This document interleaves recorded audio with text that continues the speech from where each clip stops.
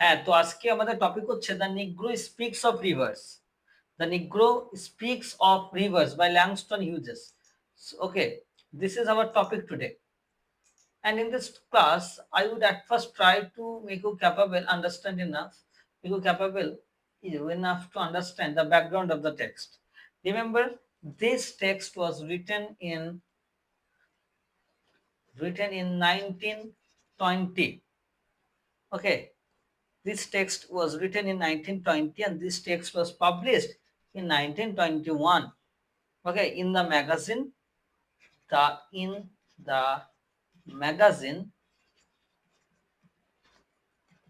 The Crisis.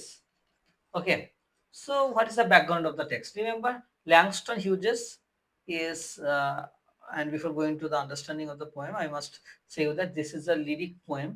And remember, this poem talks about the notions of Harlem Renaissance. আমরা একটা Notion দেখতে পাবো এই কবিতাতে, হার্লেম রেনেসা। এই একটা আইডিয়া রয়েছে, Harlem Renaissance, HARLEM, Harlem Renaissance. Harlem Renaissance এই নোশনটা কি? এটা একটা কালচারাল, আর্টিস্টিক এবং ইন্টেলেকচুয়াল মুভমেন্ট, যেটা 1920-র দিকে হয়েছিল, 1920-30 সালের দিকে হয়েছিল। কোন জায়গাতে? হার্লেম নামক জায়গাতে। ওকে, যেখানে নিউ ইয়র্ক সিটিতে। কোথায়? নিউ ইয়র্কের হার্লেম নামক একটা জায়গায় কিন্তু এই মুভমেন্টটা হয়েছিল। এই মুভমেন্টটা কি মুভমেন্ট? এটা হচ্ছে after the First World War after the First World ওয়ারের পরে হয়েছিল। ওকে, যেখানে আমরা দেখতে পাচ্ছি thousands of African Americans move from south to northern cities in search of better economic opportunities and escape from racial discrimination. আমরা দেখতে পাচ্ছি, অলরেডি জানি আমরা, আমেরিকাতে একটা প্রবলেম রয়েছে রেসিজম, যেখানে হোয়াইটসরা কি করে? হোয়াইটসরা এরা সেন্টারে থাকে এবং মার্জিনে কাদেরকে রেখে দেয়? এই ব্ল্যাকসদের, আফ্রিকান আমেরিকানদের। ওকে, এবং তাদেরকে কিন্তু গায়ের কালারের উপর নির্ভর করে, স্কিন কালারের উপর নির্ভর করে তাদেরকে কিন্তু অপ্রেস করা হয়। এবং এর ফলে কি হয়? এরা কি করে? এই আফ্রিকান আমেরিকানসরা বাধ্য হয়ে তারা এই সাউথের দিক থেকে বাদ দিয়ে তারা নর্দার্ন সিটিজের দিকে ছুটে আসে। ওকে, যাতে তারা একটা বেটার ইকোনমিক অপরচুনিটিস পায় এবং একটা রেশিয়াল ডিসক্রিমিনেশন থেকে বাঁচতে পারে। আমরা জানি যে from the Abraham Lincoln to Martin Luther King junior, এবং এরা প্রত্যেকে সবাই কিন্তু এই লড়াইটা করেছে যে অ্যাবলিশমেন্ট অফ স্লেভারি,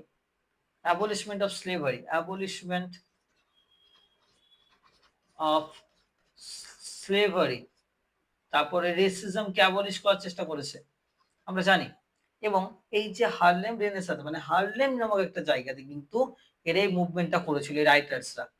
কিছু রাইটার্স ছিল, যেমন ধরো ল্যাংস্টন হিউজেস, তারপরে জোরা হার্স্টন, কাউন্টি কার্লেন, এরা কিন্তু এই মুভমেন্টটা করেছিল।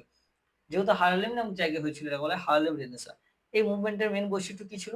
ব্ল্যাক আইডেন্টিটিকে তুলে ধরা, আফ্রিকান আমেরিকান পিপলদের তাদের মানে সঠিক প্লেসটা দেওয়া। ওকে, এগুলো কিন্তু আমরা দেখতে পাচ্ছিলাম। এবং যে this Harlem Renaissance actually tried to give the proper place for the African Americans. Okay, সেটাই হচ্ছে হার্লেম রেনেসাঁ। এই হার্লেম রেনেসাঁতে একজন রাইটার হচ্ছে এই ল্যাংস্টন হিউজেস।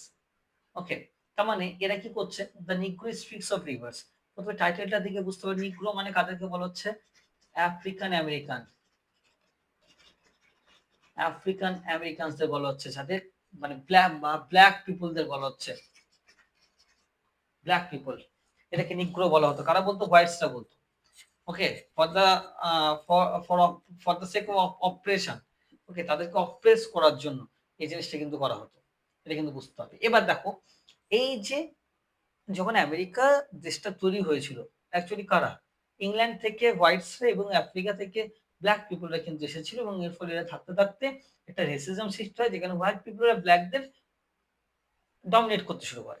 এবার দেখো, এই যে আলটিমেটলি আমরা দেখেছি from the beginning of the independence of America from 1776, Lincoln was trying to give the proper equality for the black people.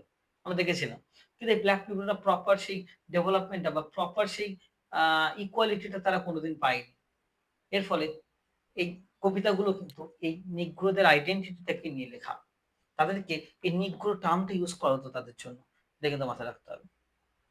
Okay, so this poem was written at a time when African Americans were facing severe racial discrimination in the United States. মনে রাখবে। এবং এছাড়াও আমরা দেখেছি বিভিন্ন ল তৈরি করা হয়েছিল, বিভিন্ন আইন তৈরি করা হয়েছিল। যেগুলো ওই হোয়াইটসদের পক্ষে যাতে ব্লাকদের অত্যাচারটা করা যায়। যেমন একটা জিম ক্রো ল বলে একটা আইন ছিল। তো সেগুলো আমরা দেখেছি। এবং এই কবিতায় একটা পার্সোনাল ইন্সপিরেশন রয়েছে। হিউজেস এই কবিতাটা লিখছেন যখন তিনি তার বাবার সঙ্গে মেক্সিকোতে দেখা করতে যাচ্ছেন। মেক্সিকোতে দেখা করতে যাওয়ার সময় আ মানে as the train cross the Mississippi river, যখন ট্রেনটা মিসিসিপি নদী দিয়ে পার হচ্ছে, সে একটা ডিপ কানেকশন ফিল করছে রাইটারটা। He just felt a deep connection towards the river. Okay, this moment inspired him to think about the long and rich history of black people across continents and centuries. এই মোমেন্টে দেখো একটা নদী, একটা নদী কি করে, একটা রিভার কি করে, একটা রিভারের এক্সিস্টেন্স কতদিন ধরে রয়েছে, দীর্ঘদিন ধরে। একটা সিভিলাইজেশন তো রিভার ছাড়া হতে পারে না। রিভার মানে কি, সেখানে জল থাকবে, সেই জল থেকেই তো আস্তে আস্তে সেটা সিভিলাইজেশন পরিণত হবে, সেখানে এগ্রিকালচার হবে আস্তে আস্তে, তারপরে তারা তো সিভিলাইজেশন হবে। তার মানে এই যে নিগ্রো স্পিক্স অফ রিভার্স, এখানে রিভার্স যে বলতে কি বোঝাচ্ছে সেটাকে বুঝতে হবে।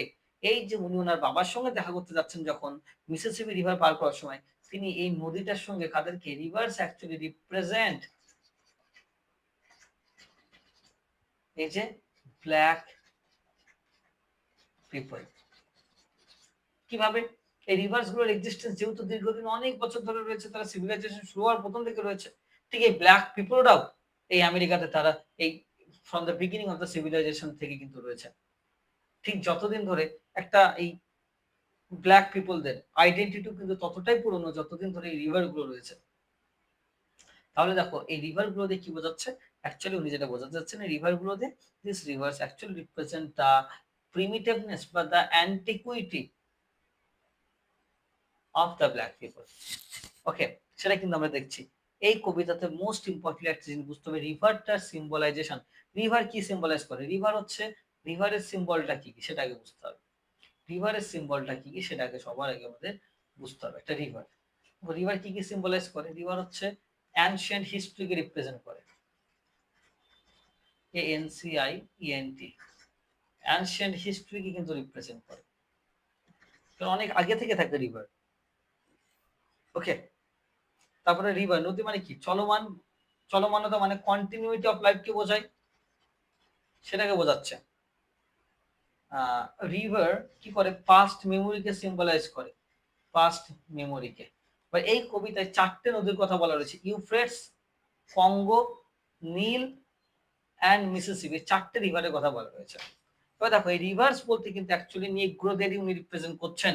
উনি যখন রিভার্স গুলোকে দেখছেন না, তখনই উনি মনে করছেন যে এই নিগ্রোরাও কিন্তু এতদিন ধরে এই সিভিলাইজেশনে রয়েছে, কিন্তু তাদের এক্সিস্টেন্সকে কেন সরানো হচ্ছে? দেখো, the white people are trying to erase the collective memory of, বা the white people are trying to erase the existence of the black people. তাদের হিস্ট্রিকে মুছে দেওয়ার চেষ্টা করছে হোয়াইটরা। কিন্তু মনে রাখতে হবে এই নিগ্রোর হচ্ছে রিভারের মতো, যতদিন ধরে সিভিলাইজেশন আছে রিভার গুলো যেমন রয়েছে, ঠিক তেমনি নিগ্রোরাও রয়েছে। বোঝা গেল টাইটেলটা, মেন বিষয়বস্তুটা কি? দেখো এই রিভার বলতে 4টে রিভারের কথা বলা হচ্ছে। ইউফ্রেটস, ইউফ্রেটস বলে যে রিভারটা, সেটাকে কি বোঝানো হচ্ছে সেটা দেখতে হবে। ইউফ্রেটস বলতে it shows the cradle of early human civilisation. The cradle মানে এই নদীটা কি সেই হামাগুড়ি দেওয়ার মতো। The cradle of early human civilisation, একটা সিভিলাইজেশন যখন শুরু হয়েছে তখন কিন্তু এই নদীগুলো রয়েছে। কঙ্গো, কঙ্গো বলতে কি বোঝাচ্ছে? কঙ্গো বলতে আফ্রিকান হেরিটেজ কি বোঝাচ্ছে? এটা আফ্রিকাতে রয়েছে। আচ্ছা, নীল বলতে কি বোঝাচ্ছে? নীল বলতে মিশরে রয়েছে, তাই তো? The greatness of ancient Egyptian কালচারকে রেফার করছে নীল। আর মিসিসিপি কি রিপ্রেজেন্ট করছে? মিসিসিপি রিপ্রেজেন্ট করছে ওখানে স্লেভারি হতো, ঠিক আছে, মিসিসিপিতে। The Mississippi represents the history of slavery and suffering in America of the black people. সেটা কিন্তু আমরা দেখতে পাচ্ছি। এই 4টে নদী কিন্তু আলাদা আলাদা সিম্বলিক মিনিং রয়েছে। চলো কবিতাটা শুরু করি, তারপরে আমি আস্তে আস্তে আরো ডিটেল আলোচনা করব। I have known rivers কি বলছেন? I have known rivers. So what is say that? Wait. I have known rivers. তার মানে রাইটার প্রথমে বলছে আমি রিভার গুলোকে চিনি, তাই তো? বা আমি রিভার গুলোকে জানি। আই বলতে কি বোঝাচ্ছে? আই বলতে কাকে? এন্টার ব্ল্যাক রেস কে বোঝাচ্ছে কিন্তু। Okay, so I have known rivers, সেই নদীগুলোকে অনেক আগে থেকেই জানি, সেটাই বলছে। ওকে, এবার রিভার বলতে কি বোঝাচ্ছে?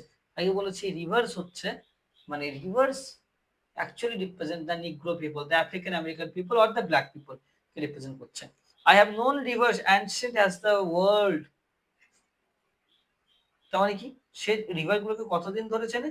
as old as the earth, এই পৃথিবীটা যতটা পুরনো। তার মানে কি একটা রিভার ছাড়া তো একটা সিভিলাইজেশন তৈরি হতে পারে না। কেন হতে পারে না? কারণ রিভার থেকে, রিভারের জল থেকে তো সেখানে এগ্রিকালচার হবে, এগ্রিকালচার থেকে তো হিউম্যান সিভিলাইজেশন আস্তে আস্তে ডেভেলপ হয়েছে। তাহলে দেখো, I have known rivers ancient as the world, ancient অনেক আগে থেকে আমি এই রিভার গুলোকে জানি। তার মানে এখানে উনি কি বলতে চাচ্ছেন? আফ্রিকান আমেরিকান পিপলদের আমি অনেক আগে থেকে জানি, এরা পৃথিবীতে বা আমেরিকাতে দীর্ঘদিন ধরে রয়েছে। অ্যান্ড ওল্ডার, এই নদীগুলো হচ্ছে ওল্ডার, অনেক পুরনো, than the flow of human blood, than the flow of human blood in the human veins. মানুষজন আসার আগেও কিন্তু এই নদীগুলো এসছে, মানুষজন আসার আগেও কিন্তু এই নদীগুলো কিন্তু এসছে। তার মানে এখানে যেটা বলতে চাচ্ছে, at this time he is trying to deny the racist ideas that the racists tried to say that, are trying to say that uh, black history, মানে at this time when racist ideas denied black history, Hughes actually says that African heritage is ancient and foundational।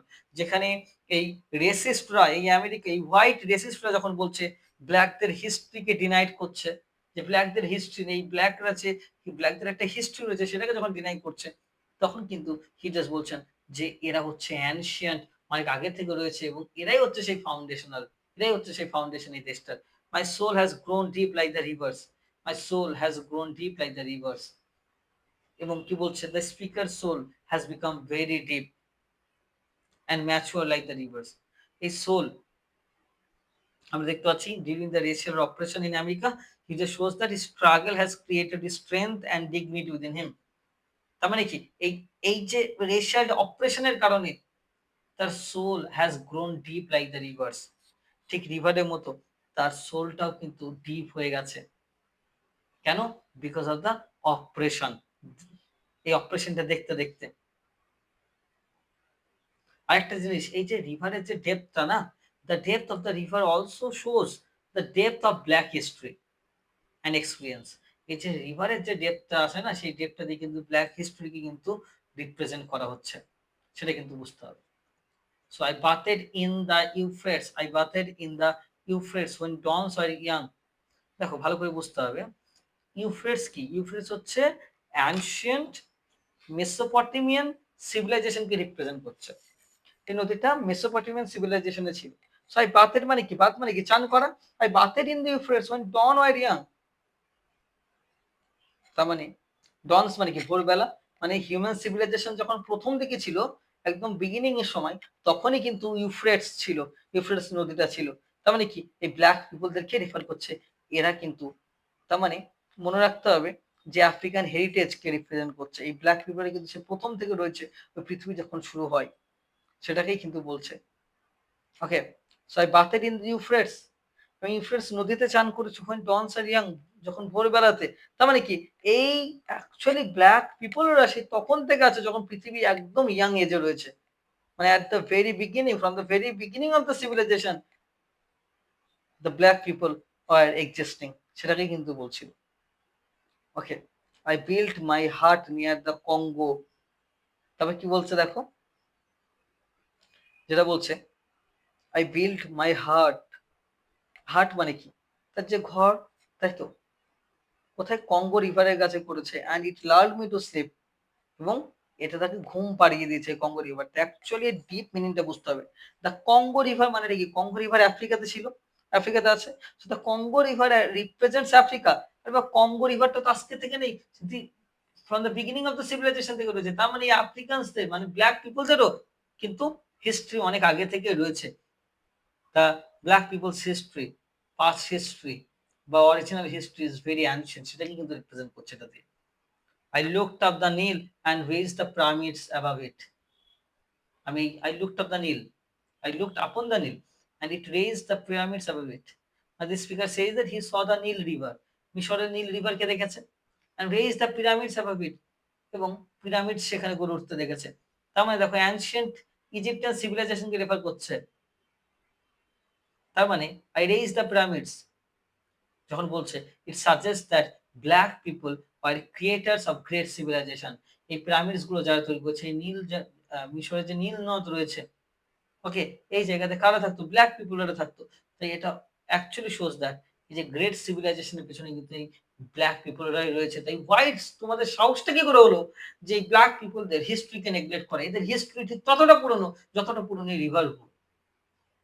Okay, I heard the singing of the Mississippi. তবে আমি কি শুনতে পাচ্ছি? The singing of Mississippi. Mississippi থেকে যেন একটা গান শুনতে পাচ্ছি। when Abe Lincoln went down to New Orleans. যখন অ্যাব লিঙ্কন মানে অ্যাব্রাহাম লিঙ্কনকে রেফার করছে, এটা অ্যালুশন অ্যাব্রাহাম লিঙ্কনকে রেফার করছে। Okay, so this reference to Abraham Lincoln is important in this text. হ্যাঁ, লিঙ্কন কি করেছিল? Lincoln visited New Orleans and witness slavery. উনি কি করেছিল? যখন নিউ অরল্যান্ডস নামক এই জায়গাতে গিয়েছিল, উনি দেখেছিল স্লেভারি দেখেছিল এবং পরবর্তীকালে উনি এটার অপোস্ট করেন এটার। ঠিক আছে, সেজন্য বলছে I heard the singing of Mississippi when Abe Lincoln went down to New Orleans. তার মানে the speaker again represents the collective black experience across history. Say history থেকে যে ব্ল্যাকদের যে অত্যাচার ব্ল্যাকদের প্রতি সেটাকে কিন্তু রেফার করছে। I heard the singing of Mississippi. মিসিসিপির কথা কেন বলছে? মিসিসিপি নদীর কাছে কি হতো? স্লেভারি হতো। স্লেভারি হতো। তার মানে স্লেভারি মানে কি? কাদেরকে নিয়ে স্লেভারি? স্লেভ কারা ছিল? ব্ল্যাক পিপলদের স্লেভ বানানো হতো, সেটাকে রেফার করছে। And I have seen its muddy bosom turn all golden in the sunset. And I have seen its muddy bosom. মাটি মানে কি? মাটি মানে হচ্ছে কাদা, তাই না? মাটি মানে হচ্ছে কাদা, তাই তো? মাটি মানে কি? কাদা। তার মানে I have seen its muddy bosom. তার মানে কি? এই যে ডেপথ, এই যে ডার্ক হিস্ট্রি অফ স্লেভারি কে বলছে, কি রেফার করছে এটা? মাটি দিয়ে ডার্ক, অন্ধকার, dark history of slavery K refer করছে। ডার্ক হিস্ট্রি অফ স্লেভারি কেও দেখেছে কিসে পরিণত হতে? All golden in the sunset. All golden in the sunset. এই যে গোল্ডেন মানে কি? The golden light actually suggest A hope, যেটা ভবিষ্যতে আবার কি হয়? যখন এই দ্য এমানসিপেশন অফ দ্য স্লেভারি মানে the এমানসিপেশন of the black people, এই যে ব্ল্যাক পিপলদের যে স্বাধীন করে দেওয়া হয় সেটাকেও রিপ্রেজেন্ট করছে। সো আমি এটাও দেখেছি যে ডার্ক স্লেভারি কিভাবে বন্ধ হয়ে গেছে আস্তে আস্তে, এই সব কিছুকে বলছে। তো আমি একটা লং হিস্ট্রিকে রেফার করছে, একটা লং হিস্ট্রিকে রেফার করছে। আই হ্যাভ নোন রিভার্স, আমি নদীকে অনেক আগে থেকে চিনি। অ্যানশিয়েন্ট অনেক পুরনো, dusky rivers, dark rivers. Dark কেন বলছে? ডাস্কি মানে কি? ডার্ক। কেন ডার্ক বলছে? কারণ this dark river actually shows the darkness of the black people that they were suffering because of slavery. My soul has grown deep like the rivers. মানে আমার সোলটাই কিন্তু রিভারের মতো ডিপ হয়ে গেছে। ডিপ বলতে the depth of the history of black people. River যতটা deep হয় ঠিক ততটা ডিপ কিন্তু ব্ল্যাকদের হিস্ট্রিটাও রয়েছে। এটাই কিন্তু এই কবিতার মেন বিষয়বস্তু। মেন কথাটা হচ্ছে এই রিভারগুলোকে দিয়ে অ্যাকচুয়ালি ব্ল্যাক পিপলের হিস্ট্রিকে বোঝাচ্ছে। রিভারগুলো যতদিন রয়েছে এই ব্ল্যাক পিপলরা ততদিনই আমেরিকাতে রয়েছে। তো এদের এক্সিস্টেন্সকে ডিনাই করা সম্ভব না। Okay, so that is what the main themes of the poem.